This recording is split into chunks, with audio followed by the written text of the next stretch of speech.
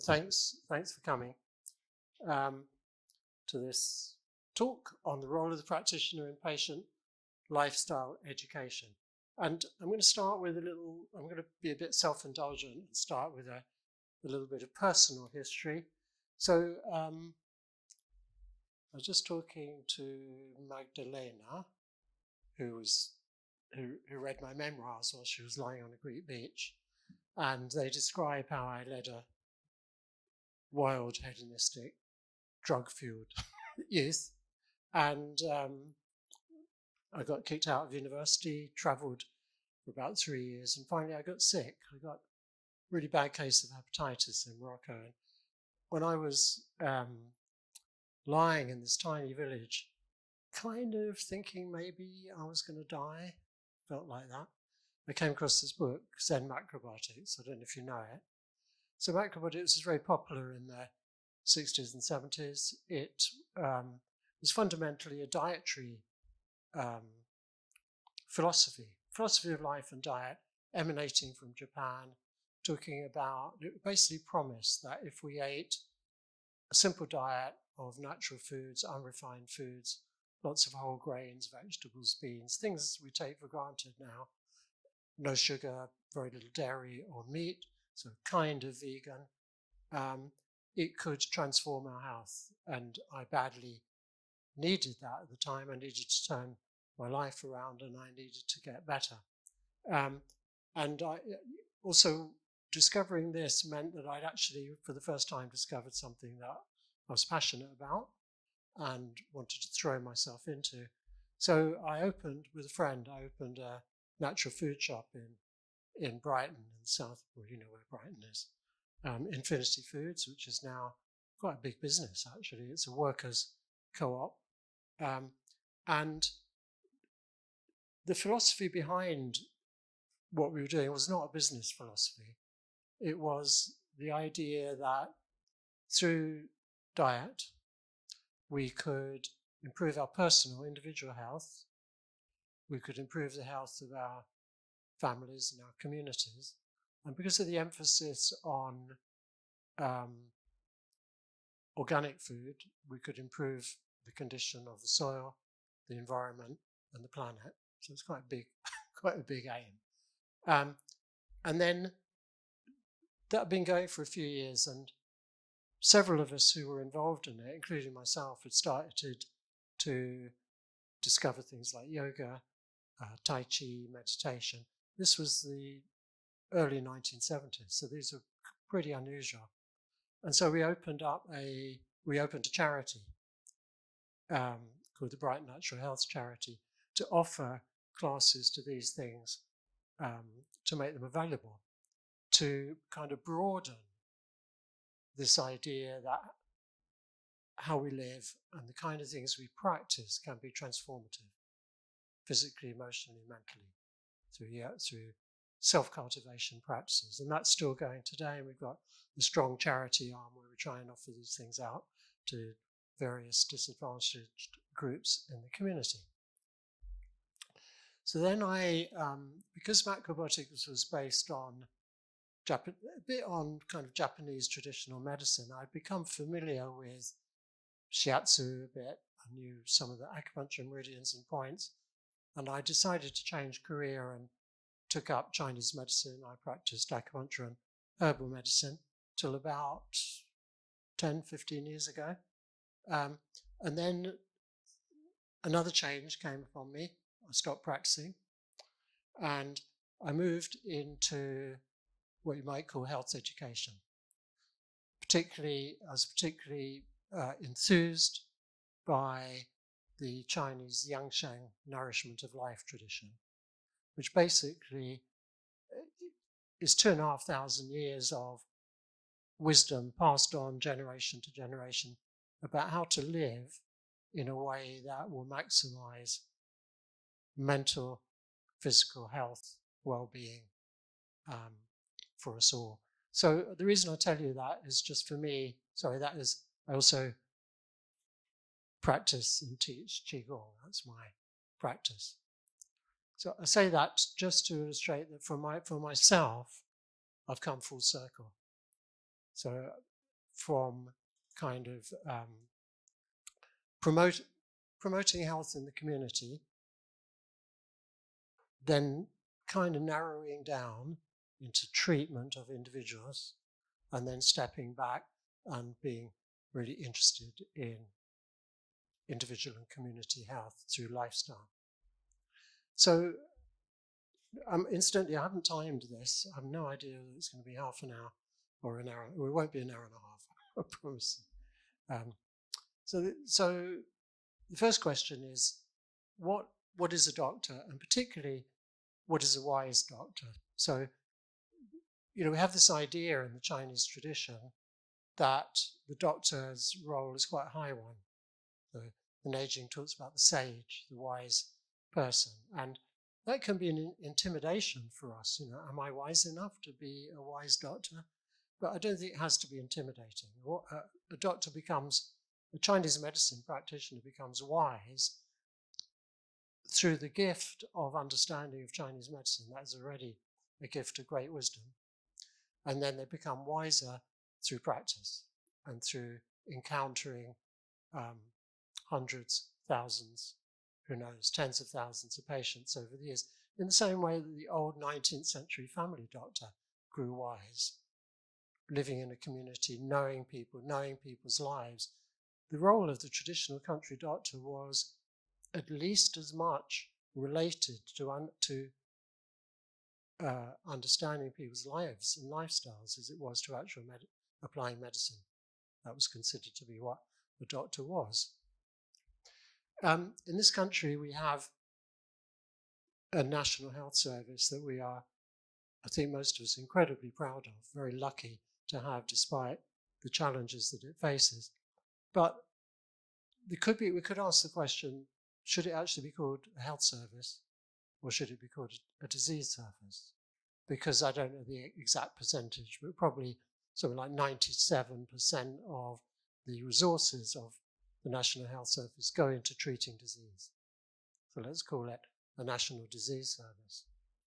And then the question I ask is actually, how different are we? I mean, we are different, but I'm going to pose that as a question. Now, in our lives, I'd say almost inevitably, we do need the help and intervention of others, of professionals. We might need to go and see a GP. We might need to go and see an acupuncturist or a herbalist. We might need a surgeon.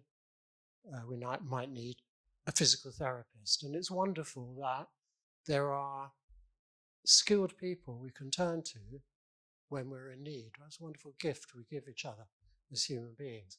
But the Chinese have a lot of spot-on, pithy sayings, and this is one of them. Medicine can only cure curable diseases, and they're not always. So there's lots of diseases that aren't curable, and even the curable ones we don't necessarily cure. And that's the reality. When we study Chinese medicine, particularly because our teachers maybe always get a bit too enthusiastic, they give us the impression that if we study well enough, we can kind of sort everybody out and we can cure everybody. That's clearly not the case. The reality is that in most chronic diseases, the best we can do is help, and then not always.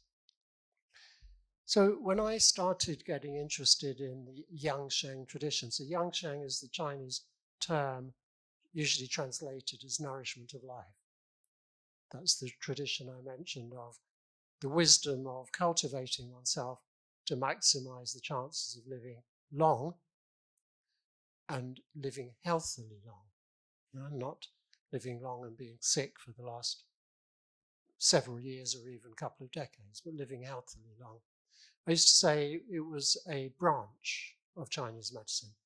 You could say that Chinese medicine has its roots in yin-yang, 5 phases, free flow, harmony, and then its branches are acupuncture, herbal medicine, twin, pediatrics, gynecology, and so on. And I used to say, well, Yangsheng is another branch. But I then came to realize, actually, that it's the root of Chinese medicine. And how do we know it's the root? Well, we look to the Neijing. So the Neijing Suwen is the Yellow Emperor's classic of internal medicine,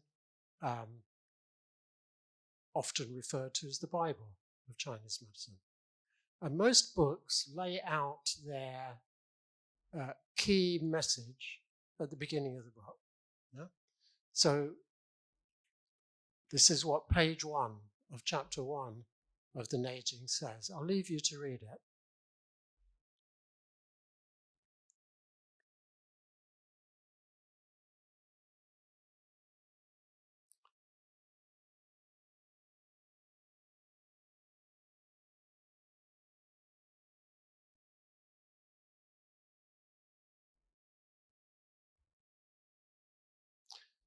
I've rather cheekily put Hippocrates in brackets there because some people claim Qibo, the emperor's medical advisor, was actually Hippocrates. I don't know if there's any evidence for that.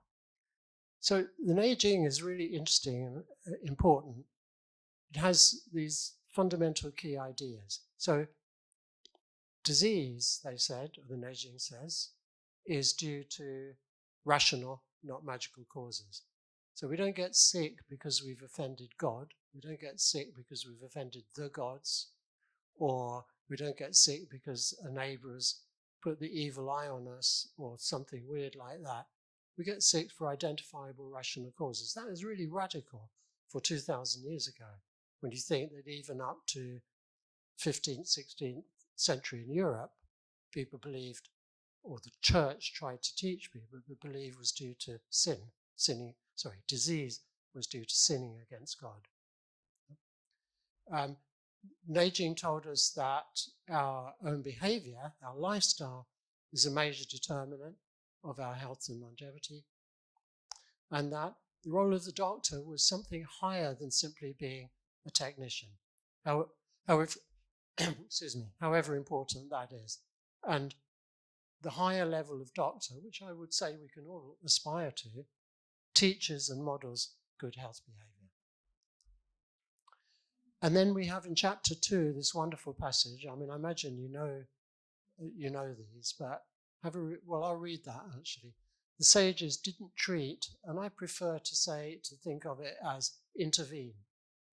They didn't intervene when people were already ill, but before they were ill, because waiting to treat disease after it has arisen is like only starting to dig a well when you're dying of thirst, or only starting to forge weapons when the battle's raging all around you. It's too late. Yeah? So this tells us that the highest level of medicine is prevention of disease. Yeah? Now this was obviously incredibly important in the past, and I've put that image of a frozen landscape to indicate that for most of human history, the biggest threat to human health has been external infectious diseases. I mean, you could really say that part of the origin of Yang Cheng is how do you make the body and the immunity strong to resist infectious diseases, which have been the greatest killer of humans ever, epidemics, plagues, and other types of diseases. And in fact, you could say that in many ways, the development of Chinese medicine was built on its response to external diseases. If there are anybody practice herbs here? Okay, one. Well, kind of one of the key 3rd century textbooks of herbal medicine is the Shanghan Lun, which is all about infectious diseases, and lots of Chinese medicine developed out of that. So we know that, of course, infectious diseases and epidemics are still important, as we've seen in the history of the last 2.5 years. But what's happened in the modern world is that we have a new kind of epidemic, and that is the tsunami of what are called chronic non-infectious diseases. So these include dementia, obesity, well, it's not itself a disease, but it underlies many of these chronic diseases, diabetes, depression and other mental health problems, cardiovascular disease, including stroke and heart attack, and cancer. And we, we live in difficult times. We are aware of certain crises, frightening, threatening crises. We have the climate change crisis. We have the degradation of the environment crisis. We have, at the moment, a cost of living crisis. We also have a war crisis at the moment.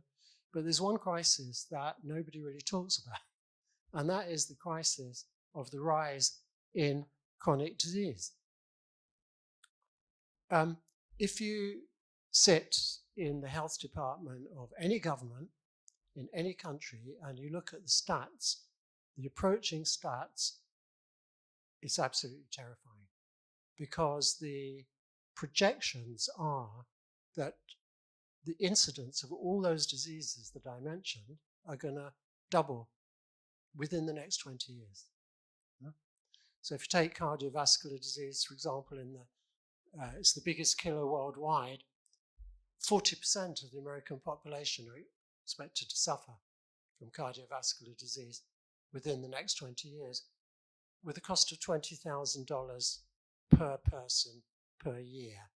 Not to cure them, because most cardiovascular diseases can't be cured, simply to maintain them. If we look at dementia, for example, it's predicted that 1 in 3 of every British people will suffer dementia within 20 years. And the projected cost is expected to go up from the current cost of 34 billion a year to 94 billion pounds a year by 2040, which is just 18 years away. So we already see the health service cracking at the seams. We can put part of it down to underfunding and government interference, I would say. But really the true story is that we have an aging population who are increasingly likely to suffer incurable, long-term chronic diseases that require lots and lots of expensive, unaffordable medical intervention and medical care. And we seem to have got used to the idea that it's normal for people to spend the last 10, 20, even 30 years of their life suffering from chronic disease. That seems to be something we take for granted. So, what can we do about this, is the question. Here's another Chinese saying that applies to us all in this room, in my opinion. 3 parts medicine, 7 parts nurturing health. Skill in treating is not as good as skill in nurturing health. So I believe that within this wonderful, wise and unbroken and accurately observing tradition of Chinese medicine and Chinese health cultivation, we've got the most comprehensive, the most time-tested, and the wisest body of knowledge about how to care for this human being, this human organism that we are. Yeah? To care for the mind, to care for the body, to care for mental health, to increase resistance to disease and increase healthy lifespan. And this, in my opinion, puts us, our profession, at the forefront in the field of patient lifestyle education. So I'm going to give this schemata of what I call levels in Chinese medicine.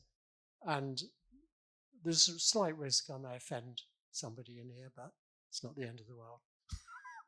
So and they're all these levels are important. It's not that we should ignore some.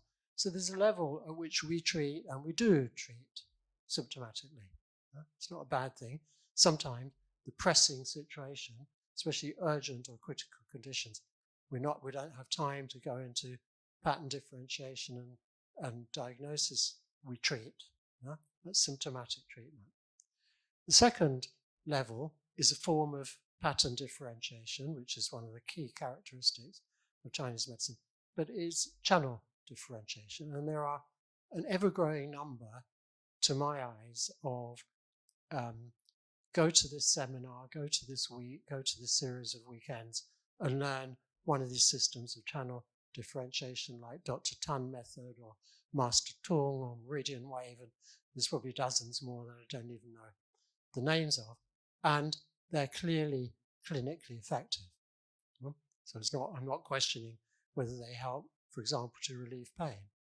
The question is, are they really a true expression of the richness of Chinese medicine, which I believe then comes with differentiation of patterns of the zangfu, the organs, qi, blood, body fluids, and so on. And it's the differentiation of patterns at this level that points not only towards treatment principle. Once you've identified a pattern, you can formulate a treatment principle, but it leads to an illumination of the cause of disease. Why is this person ill? No? What contributory factors are there? And illuminating the cause of disease leads on to trying to rectify the causes of disease. I'll talk about that a bit more in a second, which ultimately leads on to trying to prevent disease individually, communally, globally, planetarily, on the highest level. And we are all being called upon to try and save the planet. The planet is suffering from sickness, which needs to be radically treated, and we need to prevent further deterioration. So why is it so important to identify the cause of disease? Well, first of all, it's obvious, isn't it? If the cause of disease is current, if it's something that a patient, or let's say we, or a patient, or a family member, are doing on a regular basis that causes them, contributes to them being ill, treatment can only have limited effectiveness if the cause of disease is not changed. Obvious, I'd say.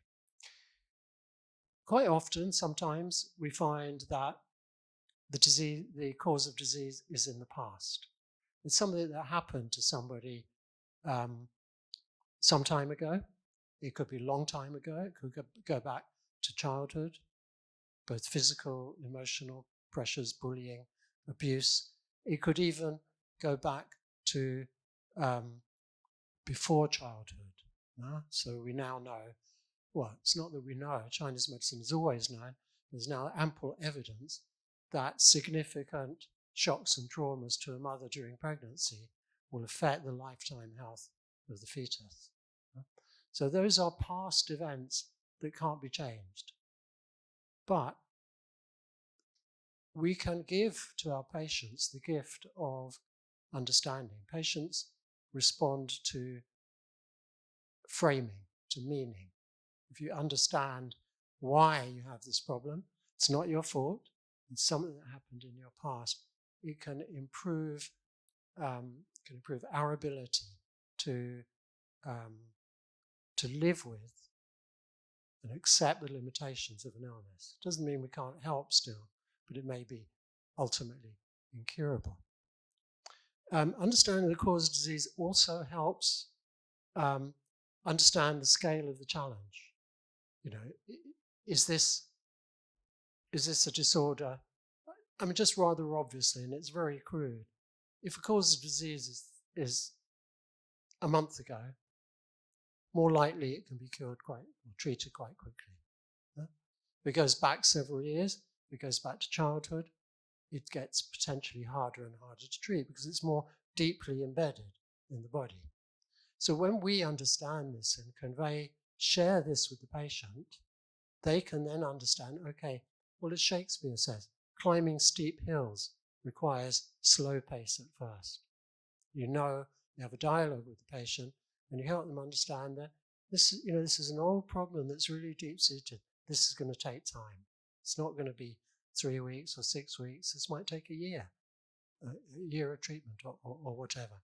So it frames the disease in a way that is helpful or meaningful to the patient. I just want to give a few examples of. Sorry, I'm just trying to remember what time I started, so I paced myself. 3:45, wasn't that? Okay, good. That's fine. Slightly crude examples of how identifying pattern can lead to, for the moment, let's call it lifestyle advice. I'm going to explain why advice is not really a good idea. Let's suppose we have a patient who suffers from liver qi stagnation. That's a rather broad category. It's not good, generally in my experience, to try and get them to change their diet. First of all, it's not the fundamental cause of liver qi stagnation. And secondly, people who have liver qi stagnation are much more likely to be obsessive compulsive. And you start telling them, don't eat this and eat that and so on, and they get really, really fixated on it and just really tense about it, and it'll make their liver qi stagnation worse. Also, we don't necessarily advise somebody with liver qi stagnation to do meditation or, I teach Qigong or kind of, standing still Qigong. It's too internal. People are already wrapped up internally. Yeah? People who have liver qi stagnation need to do something external. They need to move their body, and they need to play sports, and they need to have fun, and they need to laugh and be creative and shout and sing and weep and dance. Yeah, dance. Or heart yin deficiency, for example. Well, we might advise people to reduce, this is kind of obvious, reduce stimulants, don't do vigorous exercise that can deplete the yin further, don't take heating foods and alcohol, don't overwork, but do slow, deep meditative breathing, do meditation, do deep relaxation, take more rest, get more sleep. Huh? Diet, not so important there. Or heart-blood sugar, similar, avoid overwork and over-exercising. Eat this time diet is really important. Yeah? Eat blood-nourishing foods, eat a richer diet, as well as the same interventions as for heart yin qi. Or spleen qi deficiency. So I know are some of you still students, currently studying? Okay, so here's the paradox, isn't it? You go to class and they tell you about the spleen, and they tell you overthinking damages the spleen. Yeah? And then they tell you by next week, I want you to learn, I want you a 5,000 word dissertation and learn the pathway of these two channels. And then you go, oh, okay. So what does it mean? It actually means that the problem with excessive thinking in the spleen, so the spleen governs the muscles and the four limbs. So fundamentally it governs a lot of the body structure, the soft structure of the body. So when we think excessively at the cost of the body, that's what damages the spleen. So if you study too much or study a lot and you don't move your body, that's where the problem lies. And just a clinical thing, when we're very keen when we have patients, we identify spleen disharmony to bend their ear about diet. Lots of information about what to do, how to eat and what to eat, but don't neglect the importance of exercise, because when we exercise, when we strengthen the four limbs and the body, we strengthen the spleen, stomach spleen. And there's one very, very clear sign of that. What can you think what it is? What happens when you exercise a lot? You get more energy, that's one thing. You get muscle, that's another. Okay, I'm thinking of something really, okay. Leading question. You get more hungry. You build your appetite. You get real appetite, not fake appetite. Do I fancy that? Do I fancy that? No. Really need to eat. strong appetite is a sign of strong stomach and spleen. And this one I chucked in.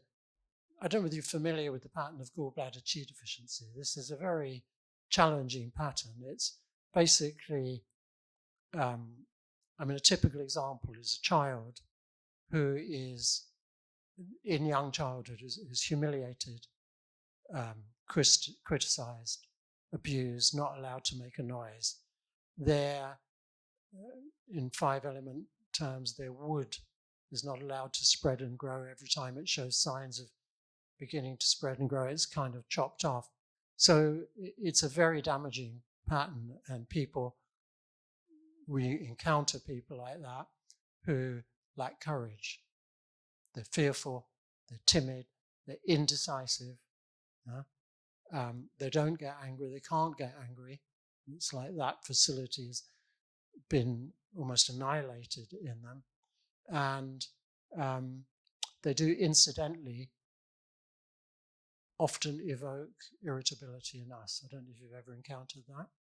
Some people you talk to, some patients, even patients who tell us a story where we should be weeping in empathy, start to feel somehow strangely irritated. So that's often a sign too.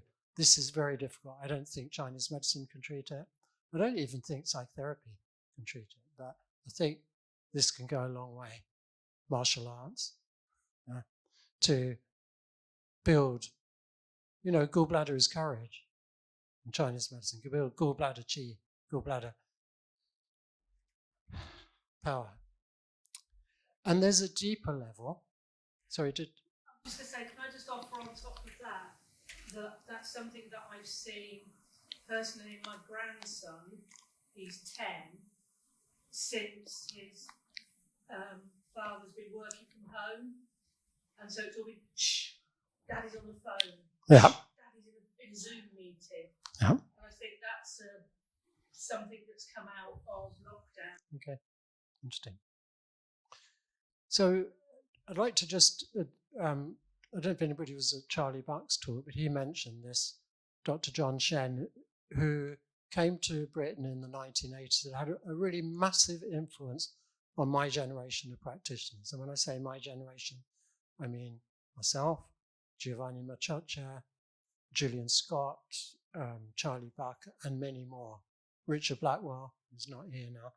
And he said, in Chinese medicine, you diagnose the patient, not the disease. You must think step by step and always ask why. Okay?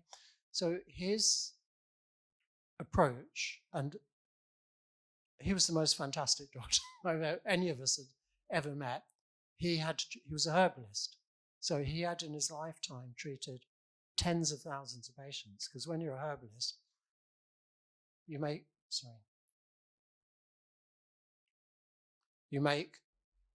can make pretty quick diagnosis. That was his skill, really quick diagnosis. And you write a prescription and your servants go away and mix up the herbs. So you can just see patient after patient after patient. So you develop this enormous database of knowledge about human beings. And I'll just give you, there's an article I wrote. It's actually an account of a seminar with some of the case histories he treated. It's really quite marvelous. It's in the Journal of Chinese Medicine Archives. But there was one case that I actually didn't witness, but I read about. One of his American students mentioned of, he moved to New York. He was immortalized actually in a Woody Allen film. I can't remember the name of the film. There's this magical Chinese doctor in it, if you ever come across the film. Anyway, this woman, very rich, the heiress of a cosmetics factory, production company, came to see him suffering from terrible migraine headaches for 2 years. And she'd been to all the doctors in France, and she'd sort of more or less given up hope. And somebody said, oh, fly to New York, see Dr. Shen, he's a great doctor. And he always took the pulse, and he always looked under the eye, looked at the eyelid. Pretty much sometimes that was all he did. And he said, you wear mascara. He said, yeah, it's it's our company produces mascara. I said, oh, okay. How do you find New York? Have you been anywhere? Have you been up, the Twin Towers? Sorry. Wherever people, Empire State, that's it. Have you been up the Empire State Building? Have you been to a baseball game? And she got more and more frustrated. And she's thinking, I've just spent all this time and money coming to see this doctor, and he's asking how I've enjoyed being a tourist in New York. And she said, look, I've come to see you because I've got this problem. He said, it's all right, you're cured. And I said, what do you mean? He said, tell me about this mascara. And she said, well, it's a new product our company brought out. It's a 24-hour mascara.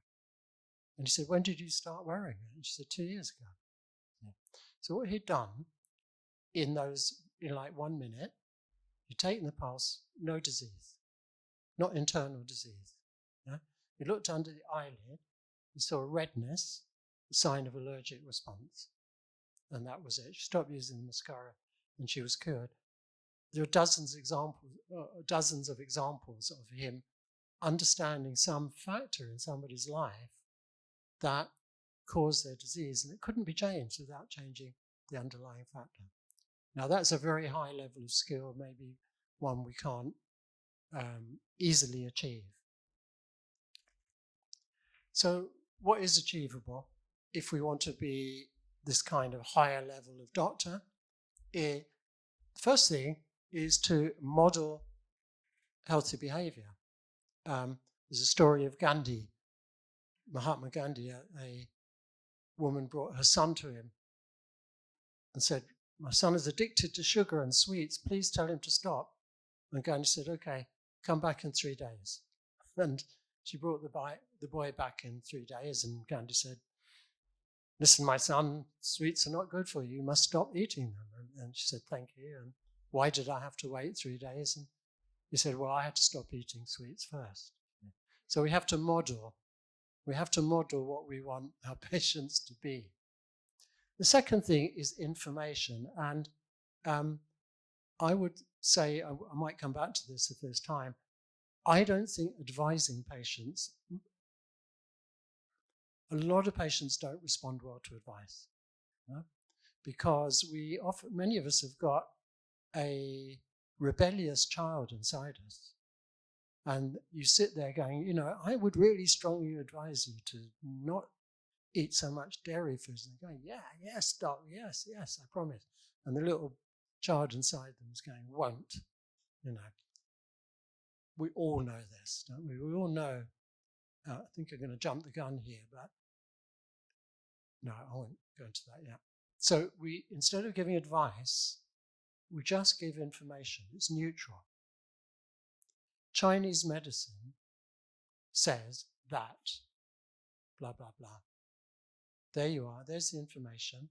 Or research indicates that, there you are. It's up to you what you make of it. I'm not giving you any pressure at all to evoke that kind of negative response. And then helping patients understand what needs to be changed. And here, this wonderful, another Chinese saying, the last creature to discover water is the fish. We can't see the ocean we swim in. It's too close to us and too familiar. We might be hearing messages all the time. We might have family members going, what's the hurry? Why do you always eat so fast? To a patient who comes to you with epigastric disorder, or why are you always so angry? Or why are you always so tense? Or whatever it is, in one ear, out the other. But we have the opportunity in the patient encounter to hold a mirror up so they can see themselves a bit more clearly and see what might need to change. And then we need to support and encourage our patients to change and to inspire and reassure them. It's okay, this will be all right. Yeah? So this is what I said, giving advice is the easy bit, but this is a wonderful quote from Sun Tzu Miao that reflects again this internal struggle people have.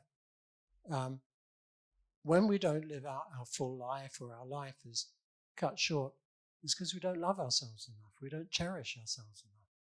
This is probably ultimately the biggest challenge in getting people or ourselves to change our lifestyle habits, is that we are not seamlessly in love with ourselves. We have a part of us that wants us to be well, happy, successful, and we have another part that undermines that.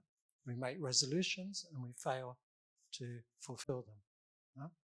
And this is probably the deepest and most challenging level to deal with, because it usually comes from the messages that we've received during childhood from parents or from teachers that we're not good enough, we're not worthy, we don't deserve, and so on. So a lot of it comes down to the relationship we have with the patient. Number one, we have to establish trust. Yeah? They need to trust us and realize that we're on their side. Yeah? We need to reassure them that their problem can be helped. Sometimes self-revelation is good. You know, I personally used to treat smokers to help, and you know, I'd been massively addicted to smoking myself, and I shared that with them.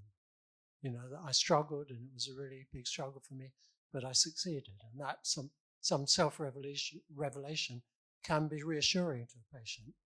And this very crucial thing, in my opinion, sounds a bit weird.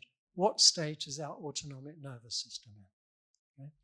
So I'm sure you're all familiar with the two branches of the autonomic nervous system, the sympathetic and the parasympathetic.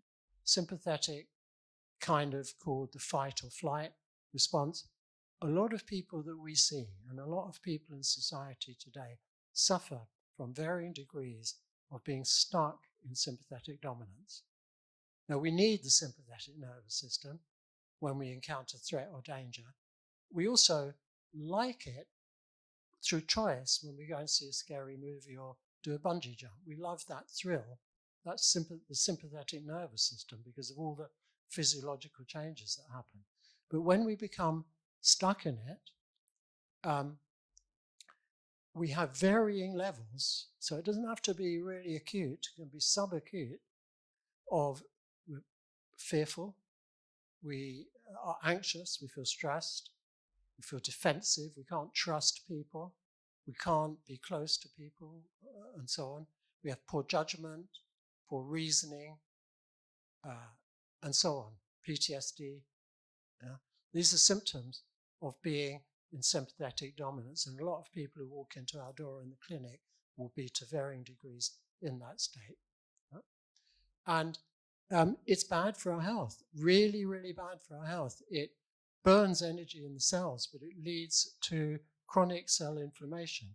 And chronic cell inflammation is one of the factors underlying, the common factor underlying all those chronic diseases. Yeah?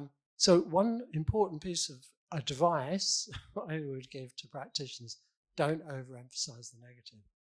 Don't fall into the trap of sitting there taking the patient's pulse going, oh yeah, your lungs a bit weak, and you know, your heart pulse is a bit funny, and I can't feel your kidney pulse at all. That's terrifying. Yeah. Or my experience, because you know, I've like everybody, I've had musculoskeletal problems in my life. Every single bloody osteopath I've been to, you know, with a kind of painful shoulder or you know something so on the left side of my back, they'll line me up and they go, well, your spine's not straight, and you know that hip is out of alignment, and one shoulder's higher than the other, and your neck's a bit twisted, and I don't like the look of your hips, and you know I'd walk out feeling like a complete wreck, even though I walked in feeling basically pretty good, but I just had a painful. So let's be really careful not to do that, because that increases the threat. That adds to this sympathetic activation. And here's the thing from my second time I quoted him this weekend, my favorite, my hero, Bob Dylan. If you want to heal the sick, first you must forgive them. Means even though we might understand that the way people have lived causes their disease, their disorder, there's pain, there's suffering, we can't be judgmental. No, we have to forgive them. We have to be kind and empathetic, as we do to ourselves. No? What we want the patient to experience is the ability to move into the parasympathetic, the yin branch of the autonomic nervous system, where blood vessels relax and dilate and our heart rate and blood pressure go down. It's a healing, nourishing state, and anti-inflammatory pathways are activated. And even more important, our mind and body are calmed. We more spontaneously feel safe, trusting, affectionate, warm, open. We feel flow states. And you may have heard of the polyvagal theory. I don't know if you have. I can't go into detail now. Stephen Porges, slightly controversial. The vagus nerve basically intimately related to the parasympathetic dominant state. He argues that branches of the vagus nerve come to the facial muscles, the larynx, and the ears.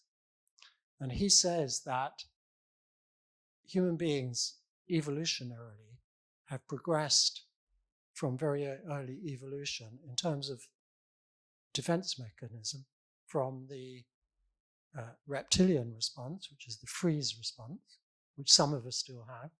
In the face of danger, some will freeze, play dead. Yeah? To the fight or flight response, that's the one we just talked about, to this higher level that mammals have, and we have it most powerfully, is that we transmit feelings of trustability and safety to each other through our facial expression, through the tone, volume, rhythm of our voice, and through our ability to listen. If somebody listens to you, they're safe. No? So this is like a transmission. It's talked about in early Chinese medicine as kind of almost the highest level of healing. And it can start even when a patient rings you up on the phone, how are your voices? Huh? And when they meet you and come in, this may be an environment, when they come to see us, which is the only place and the only time in their life where they can feel safe, and can feel trusting. Huh? And we are offering them that invitation through how we are. But you can't be faked. You can put on the nicest voice, oh, how are you? You know, most people won't be fooled by that. Yeah? So this is where the cultivation of the practitioner comes in. We have to cultivate ourselves so that we actually live predominantly in the parasympathetic state. Yeah? Now, how you do that is up to you. Meditation works, yoga works, qigong works. That's just to indicate, you remember when you're on a plane and they say, if your oxygen mask come down, put it on the kids first before yourself. That means look after you, put it on yourself, yeah. Look after yourself before you look after the kid. Look after yourself before you look after the patient. And I can't go into it now. If you're interested, there's a free article on the Journal of Chinese Medicine archive, The Transformative Power of Slow Deep Breathing. It explains that when we do slow, deep, lower abdominal breathing that activates the vagus nerve, it shifts all of us, everybody, every human being, rapidly into parasympathetic state.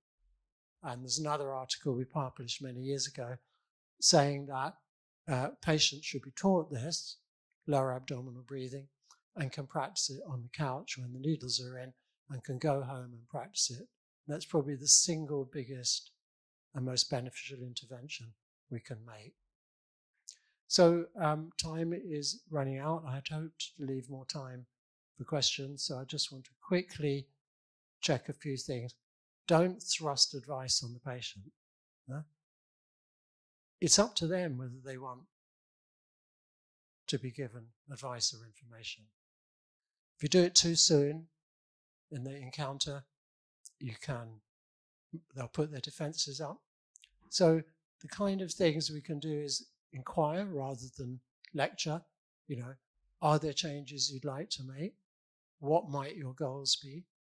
And as I said, information rather than advice, although some people do respond to being told what to do. Yeah, I'm going to skip that. That's Mike Brearley, who was one of the best England cricket captains in the last few decades, who went on to become a psychoanalyst. And he wrote about leadership and saying that the essence of being a good leader is to know what works with each individual player. Some individual players need an arm around their shoulder and a kind fatherly word. Some need a kick in the butt. It's kind of, that's a skill we kind of have to develop with patients. What's the best way to get this patient to respond? And the other thing, this lovely quote from the Tao Te Ching: in meditation, go deep in the heart. In dealing with others, be gentle and kind. In speech, be true. In ruling, be just. In business, be competent. And in action, watch the timing. This is the secret, isn't it, of any intervention we make in anything in life. So the Taoists call it non-action. It doesn't mean we don't act. We don't ever act for the sake of it. We act when our wisdom tells us that to intervene at this moment is the most productive moment. And even a small intervention at that perfect moment can create a big change. I'm going to have to skip this. I'm sorry. I'll go back. So these are the four, the change stages of change model.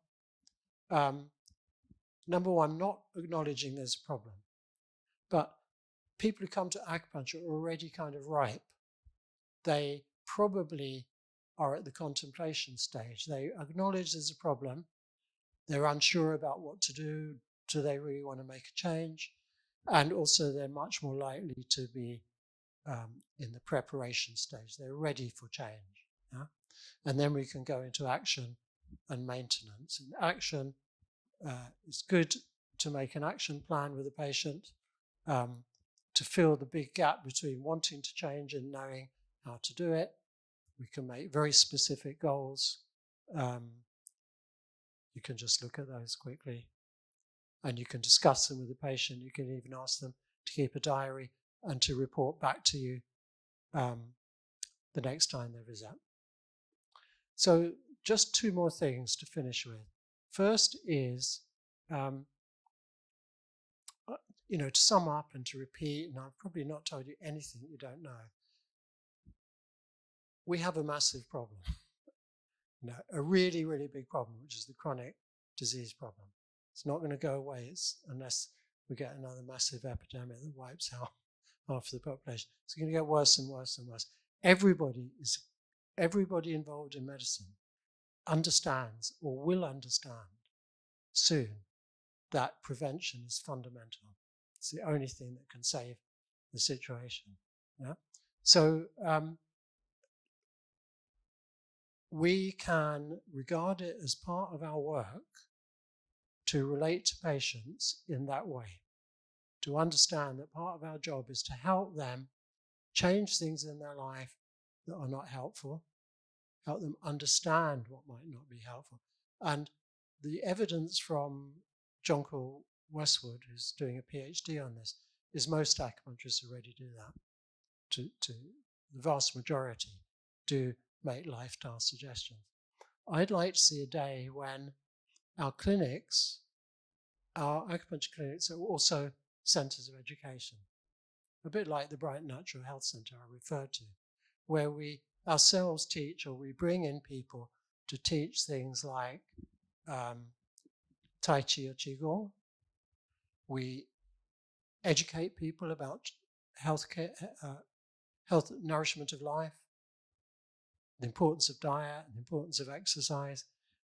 Somebody or we organize walking groups, and we talk and we listen and we communicate. And I'm going to end with an advertisement. sorry, that should have gone before. That's when you set people specific goals, you need to check in with them every time the next visit. Did you walk to work every Monday? Did you cycle? Did you do this that we agreed, and so on? So I'm going to end with an advertisement. That's really the only reason I've been given this talk. Is 3 of us have produced an app that's called Jing Self-Care. So the basic idea is that the practitioner pays a small amount a month to subscribe to this, and there is a whole stack of self-massage videos, so self-massage for the shoulder, the knee, headaches, acupressure videos of how to apply acupressure to acupuncture points, loads of recipes for different Chinese medicine conditions, dampness, qi deficiency, heat, lots of qigong practices for different parts of the body, and some guided meditations. So they're mostly videos. And the idea is that the patient can download a free version of the app, and the practitioner prescribes relevant things, from the large selection. So they can say to a patient, well, I want you to do these 3 kinds of self-massage, stimulate these 4 points, do this qigong practice, eat recipes from this group of recipes, and so on. So that is a way to make it easier for practitioners, because we have limited time in our consultation, and particularly if we want to demonstrate a movement or an exercise, it's problematic because we show a patient and they soon forget it. To provide them with a video and also a little prompt that goes, I think we've got prompts. Have you done this? Have you done this today? Have you remembered to do that? That's it. So that is the end of my talk. Do we have any time for questions? Yep, we can do a few questions. Jing Self-Care. Yep. We've had this Jing healthcare for about 6 months or so in our clinic, and it's amazing. Loads of our patients really utilise it. Oh, I can't tell you how happy I'm to hear that. We've had so many problems with the app. That's really... one thing, was we have to go back. So we actually say, have you downloaded it? Probably 3 times or so. Okay. Because we present it, they go, yeah, that's great. And then they come back and they want to, but they've not downloaded it yet. But once they do, once they get behind it, it's really good. Yeah. Yeah. It's such a relief. I thought you were going to say, I've had it for 6 months and this doesn't work and that doesn't work, because we have had problems. Any more questions? How much is it? I don't know, £5 a month, something like that. It's not an awful lot. Practitioner pays, it's free for the patient, Well, the other thing is you can brand it with your own clinic name, so it looks to the patient like it comes very personally from you. I don't have a question, Pete, but I do have a kind of feedback comment, because I worked in a health school for 10 years, which is, most of the school was statutory regulated, had nurses, physios, etc. And now I'm not there, but when I look back, it was probably one of the most unhealthy places I've ever been. And it's extraordinary, because these are the people that will go out, will be the community nurses, will be there. And not to blame the individuals, but the atmosphere, the ethos is profoundly unhealthy. And it's very difficult. And that, I think that's Western, the mainstream, I think, has a problem. Is we know many people who are working in the health service are sort of breaking down and not able to work.